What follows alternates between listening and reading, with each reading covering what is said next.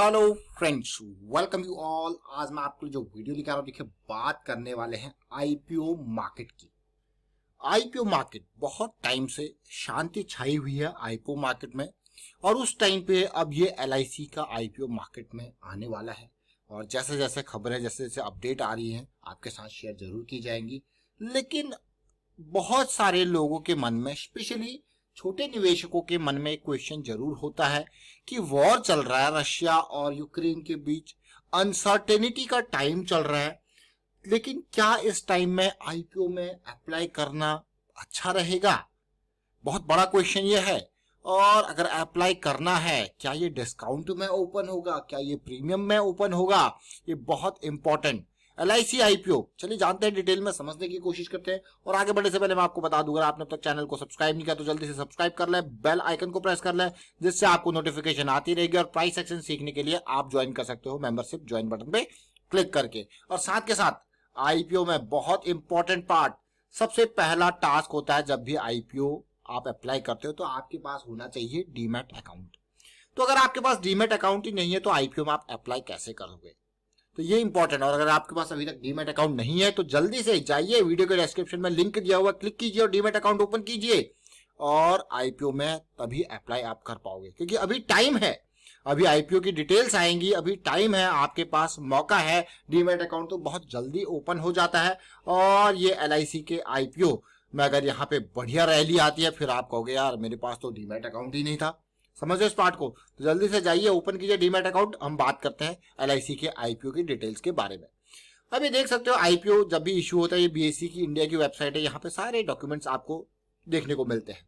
जैसे मैंने एलआईसी का ही खोल रखा है, life insurance corporation of India. इसमें ड्राफ्ट रेड हायरिंग प्रोस्पेक्टस, यानी कि जिसको आप डीआरएचपी कहते हो, ये ऑलरेडी अपलोडेड है। अभी इसमें रेड हायरिंग प्रोस्पेक्टस आएगा, प्रोस्पेक्टस, ये सारे डॉक्यूमेंट्स आपको यहीं पर अवेलेबल होंगे।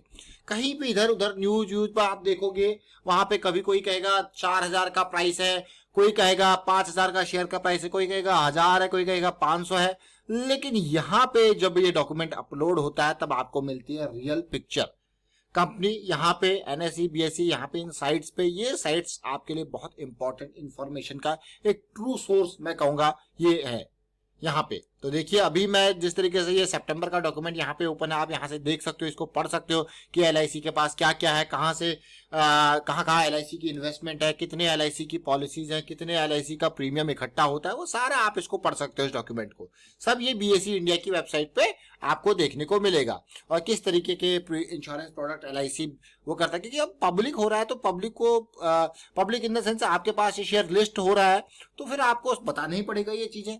तभी तो अब आप किसी बिजनेस को समझोगे, तभी उस बिजनेस में इन्वेस्ट करोगे। एलआईसी तो बहुत पुराना एक बिजनेस है, न केवल कंपनी के लिए बल्कि ये एजेंट्स के लिए, जो कि एलआईसी के एजेंट्स हैं वो भी इससे अच्छा खासा कमाते हैं। आप देखते होंगे कि पॉलिसी में स्टार्टिंग पहले प्रीमियम में 35-40% जो है एजेंट को मिल जाता है, फिर उसके बाद धीरे धीरे वो कम होता रहता है। लेकिन एट द एंड जो भी प्रीमियम आप देते हो, अगर आप किसी एजेंट के थ्रू लिंक होते हो तो आपको उस प्रीमियम का कुछ हिस्सा जो है वो एजेंट को मिलता रहता है। तो उसका भी एक बिजनेस सेटअप वहां पे पड़ा हुआ है। तो ये सारी चीजें अगर आप एलआईसी की और डिटेल्स में जाओगे और उसको समझने की कोशिश करोगे, लेकिन यही नहीं बल्कि एलआईसी एक बहुत बड़ा निवेशक है शेयर मार्केट में, बहुत बड़ा प्लेयर, क्योंकि इतना पैसा इसके पास आ जाता है प्रीमियम के थ्रू। तो ये देखिए, अगर मैं कुछ ये लिस्ट जो अभी यहाँ पे मैं देख पा रहा हूँ, Canara bank, PTC India, bank of Baroda, ABB, Biocon, Titan, और आप ये देखिए ABB power product, ABB India, Reliance infrastructure, Hindustan zinc, Aditya Birla capital,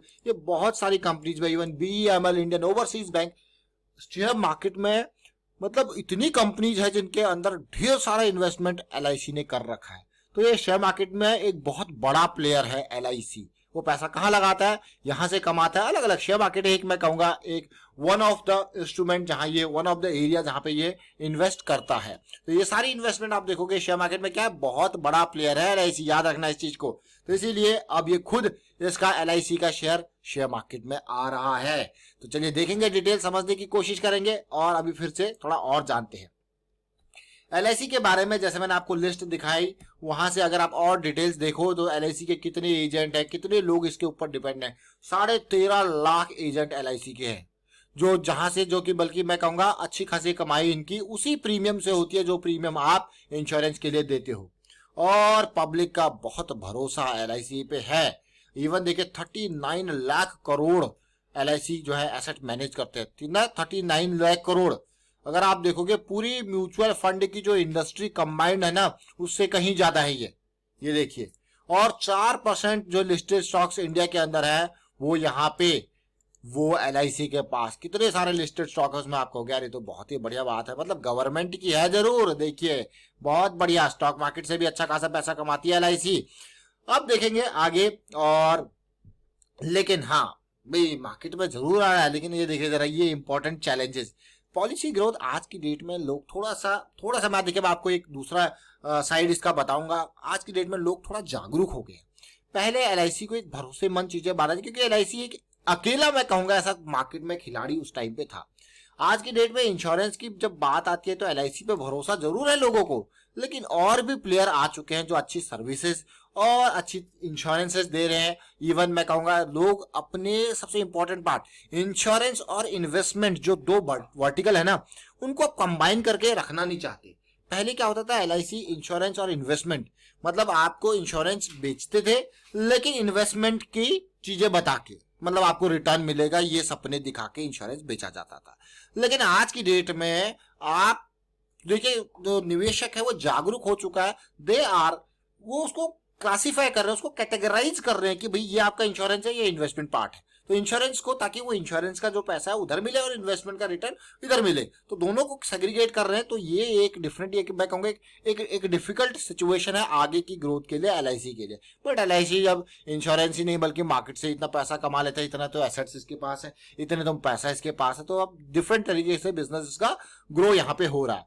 चलिए डिटेल तो ये हमने बात करी। उसके बाद अब आपके मन में क्वेश्चन हो गया यार ये डेट्स एंड ऑल। देखिए अभी May 4 के अराउंड की डेट जो है वो मानी जा रही है कि 4 मई से 9 मई के अराउंड तक ये चलेगा। लेकिन उससे भी इंपॉर्टेंट पार्ट मैं आपको यहाँ पे कहूंगा, एक तो वॉर की सिचुएशन, और दूसरा हमारे पास देखिए कभी भी हो एक बेसिक मैं कहूंगा फंडा IPO के लिए होता है। वो ये होता है कि सबसे पहले भाई 2 बजे, कितने बजे, 2 बजे का टाइम हमारे पास रहता है यहाँ पे LIC IPO के लिए। वो बहुत इंपॉर्टेंट टाइम है और वो 2 बजे का टाइम होता है लास्ट दिन के दिन। अगर इसका जो सब्सक्रिप्शन है वो बढ़िया जा रहा है, 8 से 10 गुना जा रहा है, क्योंकि बहुत बड़ा प्लेयर है यहाँ पे, तो फिर उसके बाद लिस्टिंग के चांसेस बढ़िया हो जाते हैं। अदरवाइज आप लिस्टिंग के दिन डिस्काउंटेड प्राइस पे उसको बाय कर सकते हो। दूसरा इंपॉर्टेंट पार्ट एक और यहाँ पे, जब इसकी ग्रे मार्केट प्रीमियम आने लग जाएगा, जब प्राइस आएगा तो उसके बाद फिर आप कहोगे यार वो भी एक अच्छा फैक्टर है। जब ग्रे मार्केट प्रीमियम आ जाएगा तो फिर उसको देखिए अच्छा जा रहा है, तभी देखिए उसका सब्सक्रिप्शन अच्छा होने के चांसेस होते हैं।